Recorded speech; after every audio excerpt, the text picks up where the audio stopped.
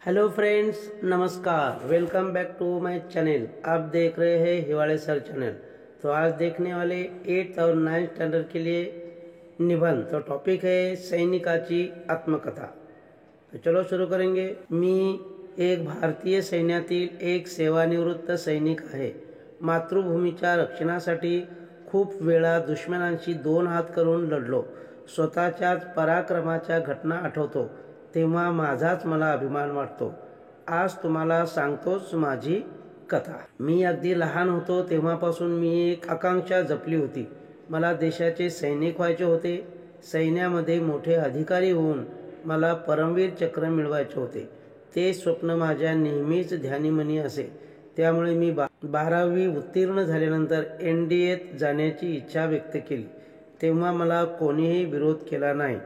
माझ्या मनासारखे शिक्षण घेण्याची संधी मिळाल्याने मी अत्यंत खुश होतो। त्यामुळे शिक्षण घेता घेता कधी वर्षे सरून गेली काय कळलेच नाही। अखेर मी सैन्यामध्ये भरती झालो। सैन्यामध्ये सतत शिक्षण चालूच होते। त्यामध्ये मी एक टप्पा पार करत पुढे चालत होतो। वरच्या पदावर जाता जाता मी अधिकारी पदावर गेलो। पण वीरश्री दाखवण्याची माझी हौस काही भागली नव्हती। ती संधीही माझ्यासाठी लवकरच चालून आली। भारत पाकिस्तान युद्ध सुरू झाले आणि मला आपली वीरश्री दाखवण्याची संधी मिळाली। जोरदार युद्ध झाले। या युद्धामध्ये मी रणगाड्यावर होतो। आम्ही शत्रूवर दणदणीत विजय मिळवला। पण माघारी येत असताना घात झाला।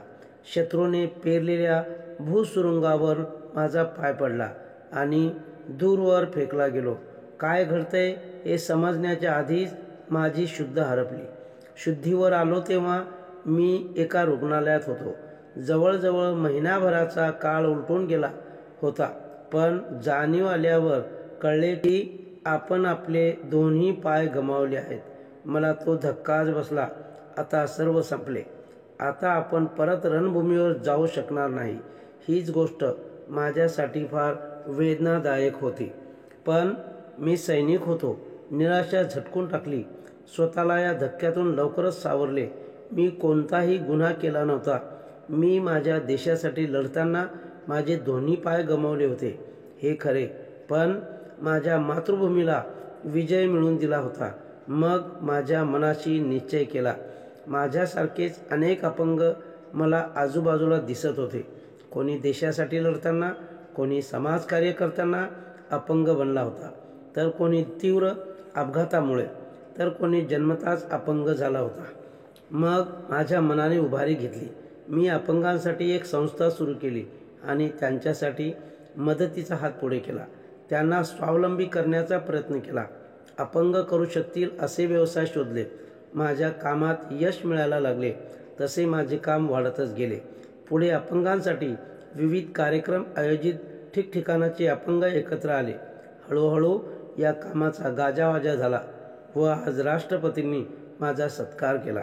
अनेक अपंग लोकांना मी त्यांच्या पायावर उभे केले। आज राष्ट्रपतींनी माझा सत्कार केला तेव्हा त्याच क्षणी आनंद व दुःख अशा संमिश्र भावना माझ्या मनामध्ये दाटून आल्या। तुमच्या मनामध्ये विचार आला असेल की एवढा मोठा सन्मान झाल्यावर दुःखाची भावना का? त्याला कारण आहे माझी महत्त्वाकांक्षा काय होती आणि आज माझा सत्कार कशासाठी होत होता। सैनिक म्हणून सन्मान व्हावा असे वाटत असतानाच आज सत्कार होत आहे तो समाजसेवेसाठी। निराळ्यास लढाईतील सैनिक म्हणून आज माझा सत्कार होतो। आता तर मी वृद्ध झालो आहे। गेल्या वर्षी कारगिल युद्धामध्ये वीरता दाखवल्यामुळे माझ्या मुलाला वीर चक्र दिले गेले। माझ्या मुलाच्या विजयामध्ये मला माझा विजय दिसत होता। तो दोस्तों, इसी तरह सैनिक की आत्मकथा ये निबंध अपन यहाँ पे देखा है।